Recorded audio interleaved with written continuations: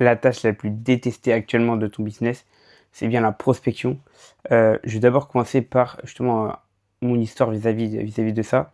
Justement, quand moi j'ai commencé la prospection, au début je pensais que envoyer 5 messages par jour, 10 messages par jour, c'était énorme. C'était vraiment le summum.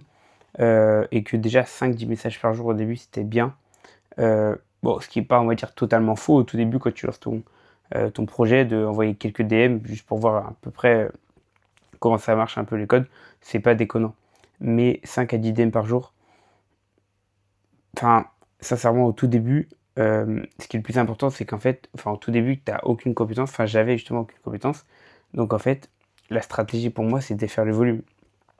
Dire envoyer 30 à 60 DM par jour, justement pour avoir un maximum de data sur ça, montrer un maximum sur un nombre de, enfin, sur de plus en plus de prospects justement, et pouvoir avoir un maximum de feedback vis-à-vis de ça, vis-à-vis de mes conversations, de cadrer les conversations, vis-à-vis de trouver les inefficacités, de creuser les inefficacités, de trouver les objectifs, de creuser les objectifs, et justement au maximum et bah de booker un maximum de calls sur la journée. C'est pour ça que au début, je me rappelle quand j'ai vu un appel de vente avec un infopreneur qui m'avait dit de prospecter 30 personnes par jour.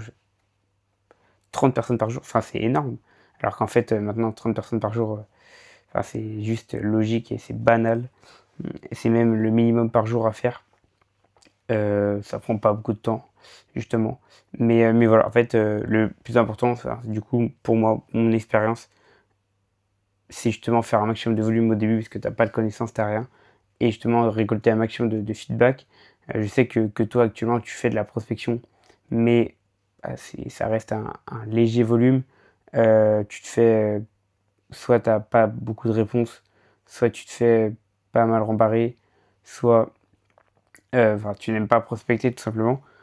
Et c'est normal parce que quand tu prospectes souvent, bah, comme je t'ai dit, les personnes ne répondent pas, tu te fais recaler, t'arrives pas à cadrer les conversations, t'arrives pas à l'emmener où tu veux.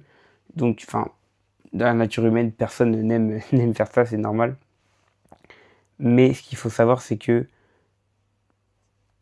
si tu fais réellement la prospection tous les jours, tu vas forcément booker plein de calls. En fait, c'est mathématique. Tu, con- Tu contactes 100 personnes. Sur ces 100 personnes, tu as 20 personnes qui te répondent. Sur ces 20 personnes qui te répondent, tu as une dizaine de vraies conversations. Sur ces dizaines de vraies conversations, tu as 5 personnes sur lesquelles tu as vraiment bien creusé les inefficacités, tu as vraiment bien creusé les objectifs, tu as un call avec eux, donc tu as un call avec 5 personnes. Comme c'est ton début vis-à-vis du closing, sur ces 5 personnes, bah, tu en close que un ou deux. Mais quand on prend la base des bases, c'est que au tout début, tu as prospecté 100 personnes et tu as un ou deux clients sur 100 personnes. Et en fait, c'est un peu la règle du 80-20. C'est 80% de tes prospects que tu as contactés vont te ramener 20% de ton chiffre d'affaires. Enfin, non, excuse-moi. En gros, 80% de ton CA va venir de 20% justement de la prospection et donc des appels que tu bookes. C'est super important. Et on va dire que peut-être, je sais pas, t'es au 20e du mois, t'as pas encore closé, tu ne sais pas exactement comment faire.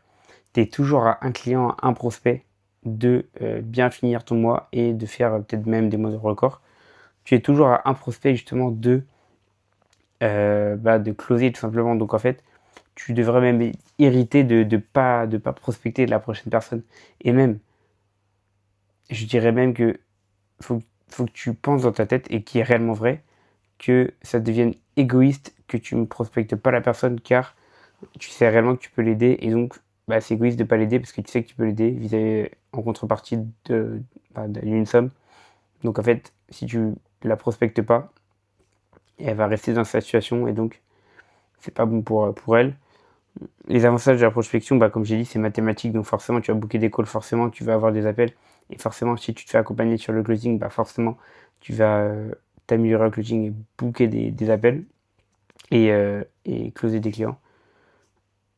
Et les inconvénients, c'est qu'il y a quand même beaucoup de friction au début à faire de la prospection. Faut être discipliné, faut justement bah, faire ça tous les jours.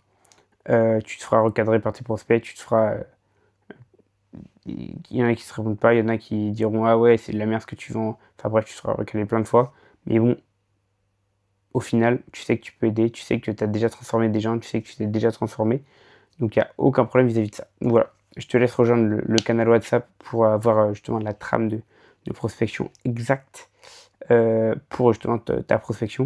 Donc voilà, je te laisse rejoindre le canal WhatsApp et on se dit à très bientôt boss.